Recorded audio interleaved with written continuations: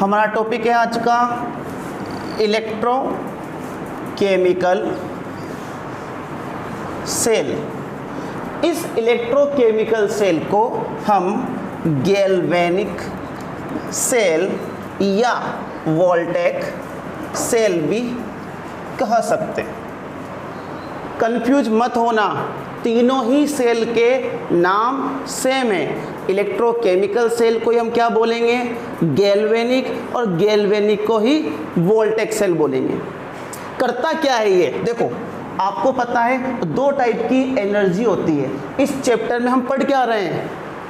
Chemical energy का electrical energy में और इलेक्ट्रिकल एनर्जी का केमिकल एनर्जी में चेंज। ये क्या करता है बच्चों? एक यूनिट को दूसरी यूनिट में चेंज कर देता है। मतलब एक यूनिट कौन सी? केमिकल एनर्जी, और इसको किस में चेंज कर देगा? इलेक्ट्रिकल एनर्जी में। तो मैं क्या बोल सकता हूं? कौन करता है चेंज? ये वाला सेल। क्या बोल सकता हूं? एक ऐसी device that convert chemical energy into electrical energy which is known as electrochemical cell, galvanic cell या वोल्टेक सेल। क्लियर बात है? ठीक है, ध्यान दें। हम इसके पहले क्या पढ़ चुके हैं? Electrolytic cell. वो क्या करता था? इसका रिवर्स मैंने स्टार्टिंग में ही बताया था। वो करता है इलेक्ट्रिकल एनर्जी को केमिकल एनर्जी में चेंज। ठीक है, याद रहेगा? ओके। अब देखो बच्चों, होता क्या है? नंबर 1 पॉइंट, इस पूरी प्रोसेस के दौरान रेडॉक्स रिएक्शन होती है।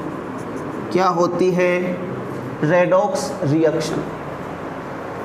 इलेक्ट्रोलाइटिक सेल में भी क्या हुई थी?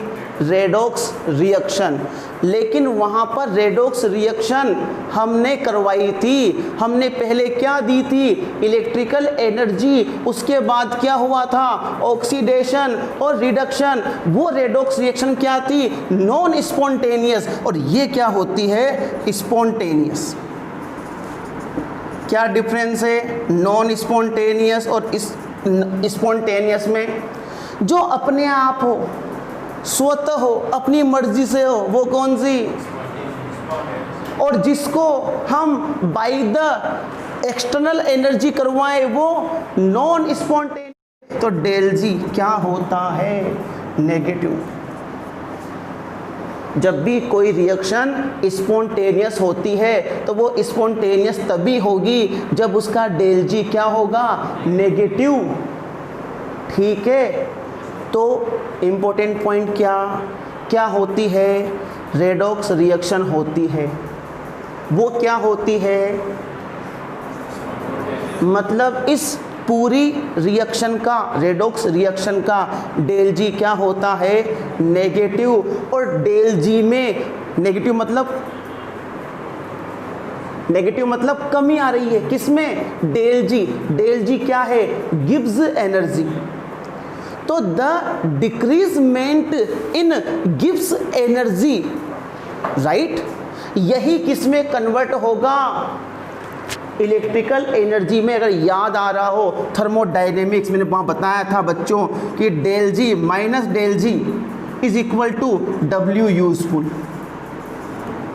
मैंने कहा था कि बच्चों हमारे पास दो टाइप के वर्क होते हैं, एक यूजफुल और एक नॉन यूजफुल। नॉन यूजफुल को मैंने कहा था पीवी वर्क और यूजफुल को कहा था नॉन पीवी वर्क। और मैंने कहा था हमारे सेल में या हम जिससे हम क्या करवा सकते हैं? वर्क, इलेक्ट्रिकल वर्क करवा सकते हैं। वो कौन सा होता है? यूजफुल। और वही minus del G is equal to useful work, और जिसकी वैल्यू होती है NFE सेल।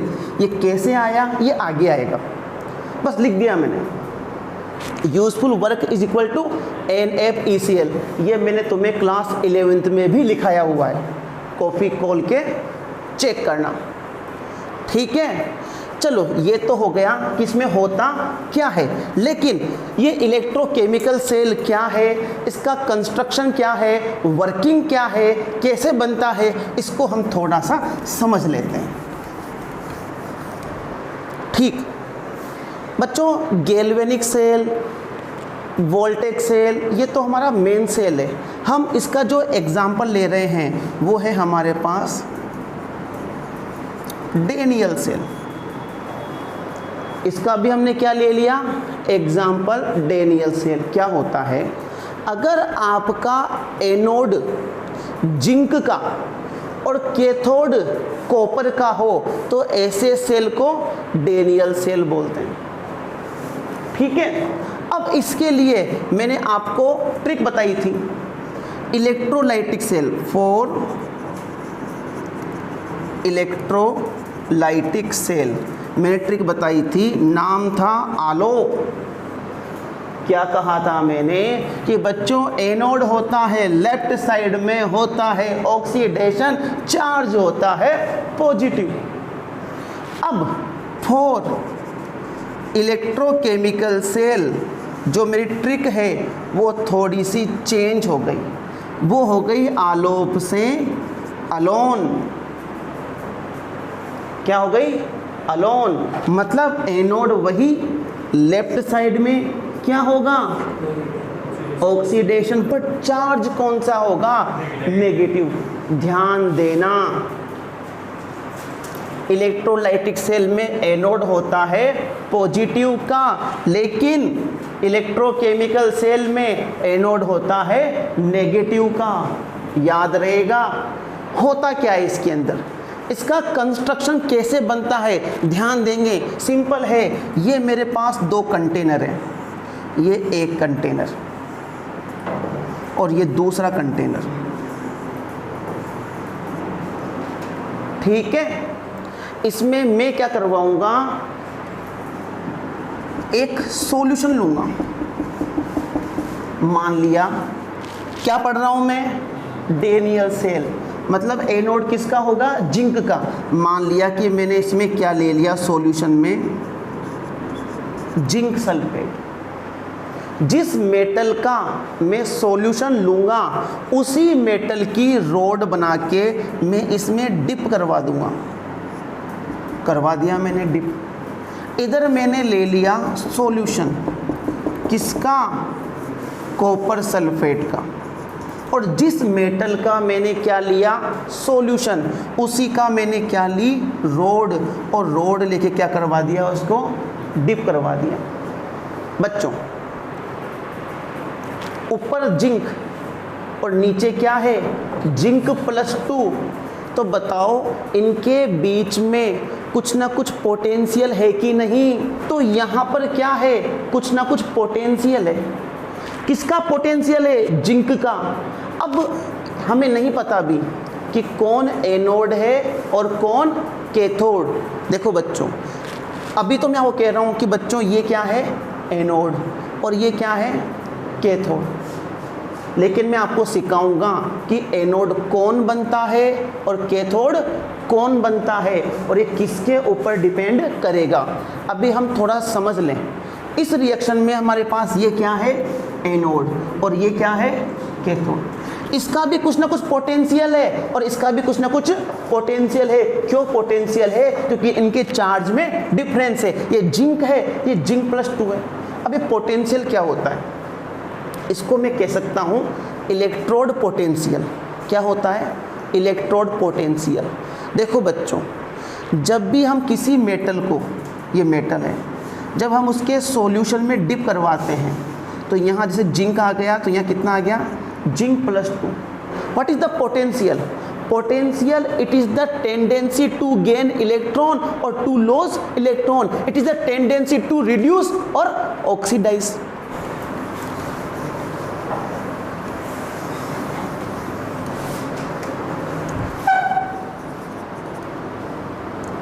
तो बच्चों, ये मेरे पास दो क्या थे, पोटेंशियल। इलेक्ट्रोड पोटेंशियल है, इलेक्ट्रॉन गेन करने की टेंडेंसी है या देने की, लूज करने की। अब बच्चों, जो एनोड बनेगा वो तो लूज करेगा, क्योंकि एनोड पे क्या होता है, ऑक्सीडेशन होता है। और और जो कैथोड बनेगा वो इलेक्ट्रॉन को गेन करेगा। ये किसके ऊपर डिपेंड करेगा कि वो किसके साथ जुड़ा है। ठीक है, तो यहाँ देखो बच्चों, अब सिंपल बात पे आता हूँ। हो गया, ये दोनों हमारे पास इलेक्ट्रोड है, इन दोनों इलेक्ट्रोड को मैंने जोड़ दिया किससे, वोल्टामीटर से। इससे हमें पता चलेगा कि इन दोनों के बीच में कितना पोटेंशियल डिफरेंस है। ठीक है, कितने वोल्टेज की हमें इलेक्ट्रिक करंट फ्लो हो रहा है। ठीक है बच्चों, इसको मैंने क्या कहा, एनोड, और इसको मैंने क्या बोला, कैथोड। जो लेफ्ट हैंड साइड पे होता है वो क्या होता है, एनोड।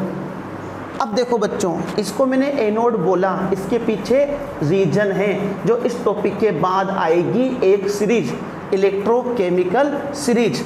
उसमें मैं आपको बताऊंगा कि कौन बनता है एनोड और कौन बनता है कैथोड। अगर आप लोग पहले जानना चाहते हो तो वो इलेक्ट्रोकेमिकल सीरीज याद करो जो मैंने आपको लिखाई हुई है। लेके बारात काना मज़े से अलवर आया, मंजन करके फेंको कूड़ेदान में, कोयल की निगाहें सुंदर प्यार भरी है, क्यों आई आज ब्रिजबाला कली और फूल लेने। लिखाई थी क्या, बस इसी के ऊपर डिपेंड करता है। ये कौन सा ऑर्डर है, it is the increasing reduction potential order. तो जिसका रिडक्शन पोटेंशियल ज़्यादा होगा उसके अंदर क्या होने की टेंडेंसी है, रिडक्शन होने की टेंडेंसी, और रिडक्शन वाला क्या बनाता है, कैथोड।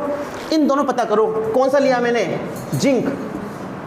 कौन सा लिया मैंने, कॉपर। कहाँ है जिंक, कहाँ है कॉपर, बताओ। इन दोनों में रिडक्शन पोटेंशियल किसका ज़्यादा, कॉपर का। इसका मतलब कौन होगा रेड्यूस, कॉपर। किस पे होगा, कैथोड पे। इसलिए ये तो क्या बनाएगा, कैथोड, और ये क्या बनाएगा, एनोड। अगर मान लो मैं सेल जिंक और कॉपर के साथ ना बना के मैं कॉपर और सिल्वर के साथ बना देता तो बताओ अब एनोड कौन बनता, कॉपर। अब एनोड कॉपर होता और कैथोड कौन होता, सिल्वर होता। समझ में आ गई बात। अगर मैं कहूँ कि मैं बना रहा हूँ किसके साथ, जैसे मान लो ये कॉपर ले लिया या जिंक नहीं लिया, ये क्रोमियम ले लिया, क्रोमियम और निकल के साथ। अब क्रोमियम क्या बनाएगा, एनोड, निकल क्या बनाएगा, कैथोड। ऊपर वाला एनोड, नीचे वाला कैथोड। समझ में आ गई बात, समझा दी मैंने, बाद में भी आएगी। ठीक है, हटाओ इसको। What is the construction? We have two container. One is anode, second is cathode. In anode, zinc rod is dipped in zinc sulfate solution, and in cathode, copper rod is dipped in copper sulfate. अब बच्चों मुझे बताओ, क्या ये complete है क्या circuit complete है क्या? नहीं है। अकॉर्डिंग टू फिजिक्स रूल ये तो यही तो हुआ। और जब तक सर्किट कंप्लीट नहीं होता तब तक उसके अंदर इलेक्ट्रिक करंट फ्लो नहीं हो सकता। ये तो हमें पता है। इन दोनों के बीच क्या होगी, रेडॉक्स रिएक्शन, और जितना डेल जी में कमी आएगी उतना ही हमें क्या मिलेगा, यूजफुल वर्क। और यूजफुल वर्क हमें निकालना है, उसका पोटेंशियल कितना होगा ये हम बाद में जानेंगे। तो सर्किट कंप्लीट है, नहीं है, हमें क्या करना पड़ेगा, सर्किट को कंप्लीट करना पड़ेगा। और सर्किट कंप्लीट करने के लिए सबसे इम्पोर्टेंट टॉपिक हम यूज़ करते हैं किसका, नाम है सोल्ट ब्रिज। जब भी दो रास्तों को जोड़ा जाता है, ब्रिज बना दिया जाता है, तो यहाँ भी हमने क्या किया, सोल्ट को जोड़ा, दोनों को क्या बना दिया, ब्रिज। ये ब्रिज क्या होता है, एक इन्वर्टेड यू शेप्ड ट्यूब होती है, यू, उल्टा यू। क्या है ये, इन्वर्टेड यू शेप्ड ट्यूब। अब बच्चों मैंने ट्यूब डाल दी, क्या ट्यूब डालते ही सर्किट कंप्लीट हो गया? ये कोई वायर थोड़ी था, वायर तो क्या करता है, करंट को फ्लो करवाता है, इलेक्ट्रॉन को फ्लो करवाता है। इसमें थोड़ी जाएगा, बल्कि क्या हो जाएगा, यहाँ तो मामला गड़बड़, पूरा यहाँ का सॉल्यूशन यहाँ आ सकता है, यहाँ का यहाँ, मामला क्या हो सकता है, गड़बड़। तो क्या करें, इसके अंदर इनर्ट इलेक्ट्रोलाइट को भरा जाता है। किसको, इनर्ट इलेक्ट्रोलाइट, नाम ही क्या है, इनर्ट। इनर्ट का मतलब वो इलेक्ट्रोलाइट जो इस केमिकल रिएक्शन में भाग नहीं लेने चाहिए। अगर हमने ऐसा भर दिया जिसने इसमें भाग ले लिया तो हमारे पास जो पोटेंशियल डिफरेंस आएगा, क्या वो इन दोनों को आएगा, नहीं, क्योंकि ये जनाब बीच में अपनी टांग अड़ा चुके हैं। हमें तो शुद्ध प्योर इन दोनों का ही पोटेंशियल डिफरेंस निकालना है, जिसको हम बोलते हैं सेल पोटेंशियल। इसको हम बोलते हैं हाफ सेल, ये हाफ सेल, एनोड और कैथोड, और इनको जोड़ने के बाद बनता है कंप्लीट सेल, और सेल का पोटेंशियल इज सेल पोटेंशियल। ठीक है बच्चों। तो बच्चों इसके अंदर भरा जाता है इनर्ट इलेक्ट्रोलाइट, और वो इनर्ट इलेक्ट्रोलाइट किसका बना होता है, या तो KCl यूज कर लो, KNO3 यूज कर लो, NH4Cl यूज कर लो। मैं आपको बताऊंगा भी सही कि इनर्ट इलेक्ट्रोलाइट में यही क्यों भरे गए। अच्छा, भर दिया जनाब, मैंने भर दिया, भरने के सॉल्यूशन भर दिया, क्या भर दिया, सॉल्यूशन। तो क्या होगा, थोड़ी देर बाद वो तो निकल के यहाँ आ जाएगा और निकल के यहाँ आ जाएगा। अरे तो भाई फिर सर्किट कंप्लीट हुआ क्या, नहीं, तो खाली हो गया। तो फिर कैसे भरें, तो एक जेली सब्सटेंस का यूज़ किया जाता है। तो जेली क्या, एक बार जम गया ना तो निकल के बाहर नहीं आएगा, और हम जिस जेली का यूज़ करते हैं वो होता है अगार। ठीक है, इसमें भर दिया और यहाँ लगा दिया मैंने कॉटन का प्लग।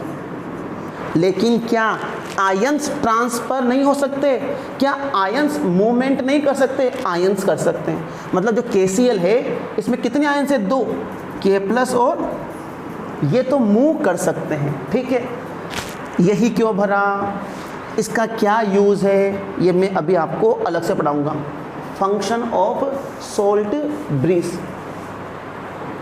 फिलहाल तो हमने सर्किट को कंप्लीट करने के लिए सोल्ट ब्रिज का यूज़ किया। ठीक है, चलो सर्किट कंप्लीट हो गया ना। सर्किट कंप्लीट होते ही रिएक्शन क्या होगी, स्टार्ट। चलो रिएक्शन स्टार्ट करते हैं। क्या होगा भाई, एनोड पे तो क्या होगा, ऑक्सीडेशन, 8 एनोड। ठीक, कौन है एनोड, ये क्या होगा, ऑक्सीडेशन। ऑक्सीडेशन बोले तो लॉस ऑफ इलेक्ट्रॉन, इलेक्ट्रॉन देगा, रिलीज करेगा कौन, Zn+2, जिंक करेगा। Zn+2 has the tendency to gain electron, zinc has the tendency to release electron. तो ऑक्सीजन किसका होगा, जिंक का होगा। तो बच्चों ये तो हमने पढ़ लिया एनोड, याद रहे एनोड पर कौन सा चार्ज होता है और इस पर पॉजिटिव। ये नेगेटिव चार्ज क्यों कहा हमने, ये भी मैं आपको बताऊंगा। देखो एनोड पे जिंक था हमारे पास, क्या करेगा, इलेक्ट्रॉन को लॉस करेगा। तो जिंक यहाँ से डिसोल्व होता जाएगा और कहाँ आता जाएगा, सॉल्यूशन में, किसकी फॉर्म में, Zn+2 की फॉर्म में। और यहाँ पर कौन लूज हो रहे हैं, इलेक्ट्रॉन। तो इसके ऊपर, रोड के ऊपर किसका डिपोजिशन हो जाएगा, इलेक्ट्रॉन का। और इसी वजह से इसके ऊपर कौन सा चार्ज होता है, नेगेटिव। ये कौन सा टर्मिनल बन गया, नेगेटिव। इधर इलेक्ट्रॉन का डिपोजिशन नहीं होगा और जहाँ पे कम होगा उसे हम कौन सा टर्मिनल मानेंगे, पॉजिटिव। क्लियर। अब इसने इलेक्ट्रॉन को लूज कर दिया, यहाँ पर इलेक्ट्रॉन ज़्यादा, यहाँ पर इलेक्ट्रॉन कम, इनके बीच में डिफरेंस आया कि नहीं आया। अब कैथोड पे क्या होगा, कैथोड पे वो क्या करता है, इलेक्ट्रॉन को गेन करता है। क्या कॉपर गेन करेगा, नहीं। कॉपर तो पहले से ही वैलेंसी फुल है। यहाँ पर कौन सा है, ये कॉपर सल्फेट Cu+2, ये इलेक्ट्रॉन गेन करेगा। अब बच्चों इधर नेगेटिव ज़्यादा इधर पॉजिटिव, तो क्या होता है इलेक्ट्रॉन का ट्रांसफ़र, नेगेटिव से पॉजिटिव की ओर। तो अब ये जनाब इलेक्ट्रॉन चलेंगे इधर से इधर, नेगेटिव से पॉजिटिव की ओर जाएंगे यहाँ आएंगे, तो Cu+2 को क्या करेगा, गेन करेगा, और गेन करके क्या बना लेगा, Cu। तो क्या होता है बच्चों, ये जो जिंक रोड है ये तो धीरे धीरे डिसोल्व होती जाएगी, और क्या होती जाएगी, थिन, पतली होती जाएगी। ये इस पर डिपॉजिट होता जाएगा, और क्या होता जाएगा, थिक होता जाएगा। ये हमारे पास हो गया फ्लो ऑफ इलेक्ट्रॉन। तो बच्चों फ्लो ऑफ इलेक्ट्रॉन कहाँ से कहाँ की ओर हुआ, एनोड से कैथोड की ओर आया हुआ है नीट में। तो बताओ इलेक्ट्रिक करंट कहाँ से कहाँ की ओर फ्लो होगा, जस्ट रिवर्स ऑफ इलेक्ट्रॉन। ये इलेक्ट्रिक करंट फ्लो होगा यहाँ से। अगर इलेक्ट्रॉन का फ्लो एनोड से कैथोड है तो इलेक्ट्रिक करंट का फ्लो कैथोड से एनोड की ओर होगा। इतना हमारा काम हो गया, वर्किंग हो गई, ठीक है। अब हमारे पास ये भी पोटेंशियल था, ये भी पोटेंशियल, इन दोनों के बीच में क्या पैदा होगा, पोटेंशियल डिफरेंस, जिसका सेल पोटेंशियल हमारे पास आता है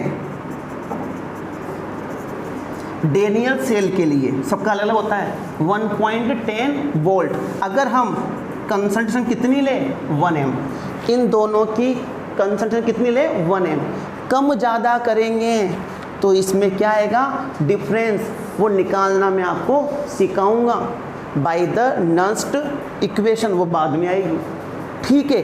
अब ये वाला काम तो हो गया, लेकिन आ गई वर्किंग समझ में, वर्किंग आ गई, कंस्ट्रक्शन आ गया, कैथोड एनोड कैसे बने और उस पर कौन कौन सी रिएक्शन हुई। अगर मैं इसको लिखूं कि बताओ बच्चों ओवरऑल रिएक्शन क्या हुई, तो 2 इलेक्ट्रॉन से 2 इलेक्ट्रॉन कैंसिल, ओवरऑल रिएक्शन क्या हुई, zinc plus Cu+2 Cu plus zinc +2, ये हमारे पास प्रोडक्ट है और ये हमारे पास रिएक्टेंट, ये हुई है हमारे पास ओवरऑल रिएक्शन। हमें ये रिएक्शंस आनी चाहिए, बाद में काम आने वाली है, ठीक है।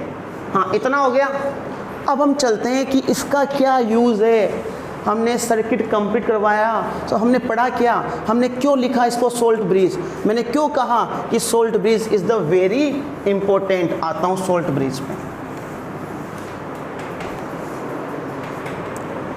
देखो बच्चों सोल्ट ब्रिज क्या होता है ये मैंने आपको बता दिया। अब मैं बात करता हूँ उसके फंक्शंस की, फंक्शंस ऑफ सोल्ट ब्रिज।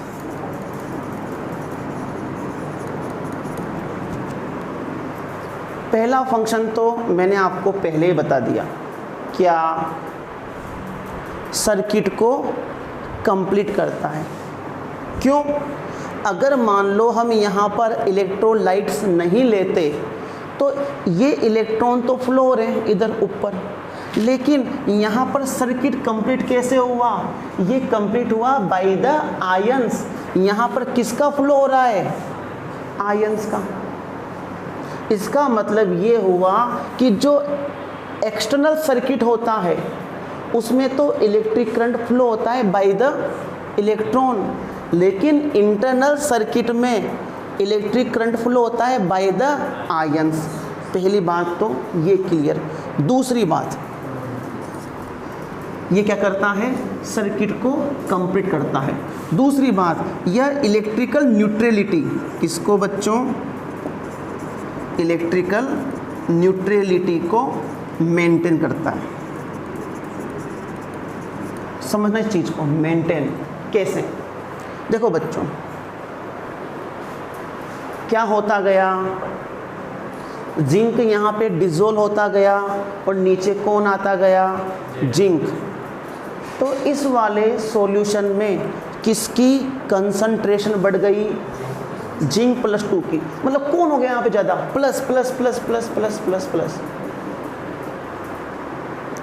ठीक है। अब मुझे आप लोग ये बताओ, यहाँ पर जब इलेक्ट्रॉन जमा होंगे और जब इलेक्ट्रॉन इधर फ्लो होगा तो ये प्लस उसको होने देगा क्या फ्लो? नहीं, ये क्या करेगा? उसको अपनी ओर खींचेगा, अट्रैक्ट करेगा, यानी कि इलेक्ट्रॉन के फ्लो में बाधा पहुंचाएगा। इट इज़ द बैरियर बनेगा। और जब ये बैरियर बनेगा, जब इलेक्ट्रॉन फ्लो नहीं होंगे तो इलेक्ट्रिक करंट भी फ्लो नहीं होगा। यहाँ पे क्या हो रहा है? Cu+2 क्या हो रहा है? डिपॉजिट नीचे से। तो यहाँ पर कौन बच रहे हैं? तो इस वाले में किसकी कंसंट्रेशन बढ़ गई? SO4-2 की। मतलब यहाँ नीचे कौन आ गया? Minus minus. मानो भगवान भरोसे यदा कदा थोड़े बहुत इलेक्ट्रॉन इसके बैरियर को पास करके यहाँ भी आ गए, और जैसे नीचे आएंगे तो ये क्या करेगा? उसको रिपल, नेगेटिव है, ये उसको वापस चल भाई, वापस चल जा। तो दोनों ही जगह क्या हो रहा है? काम हो रहा है बैरियर का। मतलब हमारे जो सेल है इसमें इलेक्ट्रिकल न्यूट्रलिटी मेंटेन नहीं रही। कहाँ रहा इलेक्ट्रिकल न्यूट्रलिटी? मेंटेन नहीं हुई ना, गड़बड़ हो गया। इधर तो कौन ज़्यादा हो गया? पॉजिटिव। इधर कौन ज़्यादा हो गया? नेगेटिव। जो किसको रोक रहे हैं? इलेक्ट्रॉन के फ्लो को रोक रहे हैं। कौन जनाब काम आएंगे? Salt bridge. सोल्ट ब्रिज में क्या है? इलेक्ट्रोलाइट। माना कि कौन है? KCl। यहाँ पर क्या होगा? जो K है प्लस का, वो जनाब जाएंगे इस साइड की ओर, और जो है Cl- वो जनाब जाएंगे इस साइड की ओर। इधर नेगेटिव आ गया, नेगेटिव किसके साथ करेगा? Zn+2। ध्यान रहे, सोल्ट नहीं बनाएगा, केवल क्या करेगा? Electrical neutrality. जितना पॉजिटिव चार्ज है, अगर इधर मान लो कि जिंक का चार्ज कितना है? +2, तो उधर से कितने Cl- आएंगे? 2। इधर कितना चार्ज है? SO4-2, तो इलेक्ट्रिकल न्यूट्रलिटी को मेंटेन करने के लिए यहाँ से कितने आएंगे? 2K+ आएंगे। अगर इन्होंने आपस में रिएक्शन करके सोल्ट बना लिया तो फिर मामला गड़बड़ हो जाएगा। अगर रिएक्शन कर भी लेते हैं तो ध्यान रहे प्रिसिपिटेट नहीं बनना चाहिए, इसलिए हम ऐसे इलेक्ट्रोलाइट यूज करेंगे जो केमिकल रिएक्शन में भाग ना ले। दूसरा जो रीजन है न्यूट्रलिटी मेंटेन करने वाला, वो समझ में आया क्या? तीसरा, यह लिक्विड जो जंक्शन होता है उसको मिनिमाइज करता है।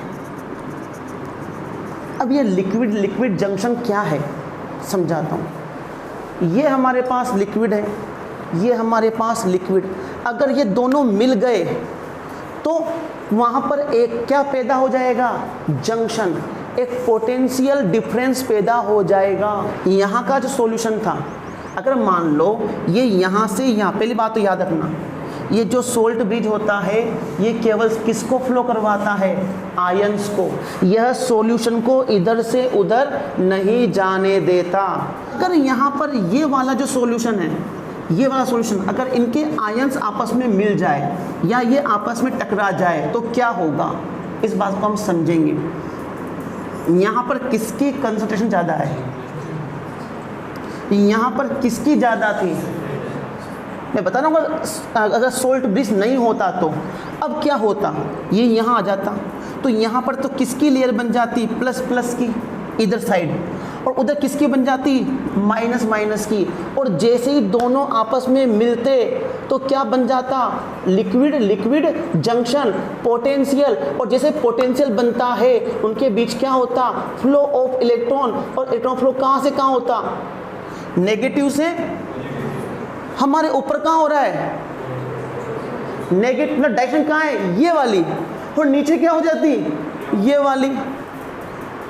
तो जो टोटल पोटेंशियल आता, क्या वो सही आता क्या? नहीं, ये दोनों एक दूसरे क्या कर देते? माइनस। जिसका पोटेंशियल ज़्यादा होता उसमें से थोड़ा बहुत बच जाता और हमारा सेल का मामला गड़बड़ हो जाता। भाई हमें तो प्योर चाहिए, तो इसको बचाने के लिए किसका यूज़ किया? सोल्ट ब्रिज का। उस सोल्ट ब्रिज ने क्या नहीं करने दिया, इसके सॉल्यूशन को इसके सॉल्यूशन से नहीं मिलने दिया। तो क्या हो गया, मिनिमाइज हो गया। तो ये लिक्विड जंक्शन पोटेंशियल को भी मिनिमाइज करता है, जिससे हमारा जो रीडिंग आती है वोल्टामीटर में वो बिल्कुल सही आती है। और इसी के साथ हमारा गैल्वेनिक सेल टॉपिक ख़त्म हुआ। कोई डाउट यहाँ पर? अब सुनो, धीरे धीरे क्या होता गया, ये छोड़ता गया, जिंक +2 छोड़ता गया, और ये जो रोड है धीरे धीरे ख़त्म होती गई, और ये जो रोड है धीरे धीरे क्या होती गई, थिक होती गई। इतनी ख़त्म हो जाएगी कि ये सॉल्यूशन में डिप नहीं रहेगी, ख़त्म हो गई। ये लो सॉल्यूशन से बाहर। अब ऊपर कौन, जिंक, नीचे कौन, जिंक +2, दोनों एक दूसरे कांटेक्ट में है क्या, नहीं। तो क्या इनके बीच में पोटेंशियल बनेगा क्या, नहीं बनेगा। तो जब डिफरेंस पैदा ही नहीं होगा तो क्या इलेक्ट्रॉन लूज होगा क्या, नहीं होगा। नहीं होगा मतलब अगर मैं आसान भाषा में कहूँ तो मोबाइल क्या हो गया, डिस्चार्ज। आपको पता है ना मोबाइल डिस्चार्ज होता है अपना, अरे यार ये तो ख़त्म हो गया, इसकी बैटरी क्या करनी पड़ेगी, चार्ज करनी पड़ेगी। It is the condition of discharging of battery. Mobile 0% रह गया, ठीक है। अब आप क्या करोगे, उसको इलेक्ट्रिकल करंट दोगे, लगा दिया आपने, आपके घर की लाइट इतनी होती है, ठीक है। इस सेल का कितना था पोटेंशियल, अगर बच्चों आप जो एक्सटर्नल इलेक्ट्रिकल एनर्जी यूज कर रहे हो एक्सटर्नल, अगर उसका पोटेंशियल 1.10 से कम है, क्या है, तो फ्लो ऑफ इलेक्ट्रॉन पर कोई इफेक्ट नहीं होगा। ये कहाँ से कहाँ फ्लो कर रहा है, एनोड से कैथोड, तब भी फ्लो क्या रहेगा, एनोड से कैथोड। अगर गिवन इलेक्ट्रिक करंट एक्सटर्नल कम है, अगर वह इसके बराबर है, सेम टू सेम, यही इस कंडीशन में फ्लो ऑफ इलेक्ट्रिक करंट बंद हो जाएगा, क्योंकि वोल्टेज क्या हो जाएगा, 0। ये कितना दे रहा है 1.10, वो भी कितना देगा 1.10, एक दूसरे की रिवर्स चलती है, मैंने अभी बताया था रिवर्स हो जाती है। इसका मतलब अगर हमें बैटरी को चार्ज करना है तो हमें जो एक्सटर्नल जो पोटेंशियल देना है उसकी वैल्यू किससे ज़्यादा होगी, सेल पोटेंशियल से ज़्यादा, इससे ज़्यादा होनी चाहिए। जैसे ही इससे ज़्यादा होगी रिएक्शन क्या हो जाएगी, रिवर्स। इस कंडीशन में रेडॉक्स रिएक्शन क्या कहलाएगी, स्पॉन्टेनियस या नॉन स्पॉन्टेनियस, नॉन स्पॉन्टेनियस, क्योंकि हम उसको एक्सटर्नल पोटेंशियल दे के करवा रहे हैं। रिएक्शन क्या हो जाएगी, रिवर्स, मतलब जहाँ पर क्या हो रहा था रिडक्शन, वहाँ क्या होगा, जहाँ पर क्या हो रहा था उस पर जो, अब यहाँ पर क्या होगा, गेन ऑफ इलेक्ट्रॉन, जो जिंक +2 है वह इलेक्ट्रॉन गेन करेगा और क्या बनाएगा, जिंक। इसका क्या होगा, ऑक्सीडेशन। तो बच्चों कॉपर यहाँ से वापस डिजोल्व होगा, यहाँ आ जाएगा, ये वापस थिन होने लग जाएगी, जिंक यहाँ से वापस गेन करके इसको बनाएगा, ये थिक होने लग जाएगा, और जैसे ही प्राइमरी कंडीशन आ जाएगी हमारी बैटरी 100% चार्ज हो जाएगी और रिएक्शन ख़त्म हो गई। वापस यूज करो, फिर ख़त्म हो जाएगा, फिर चार्ज करो, और ये आपका टॉपिक ख़त्म हुआ। कोई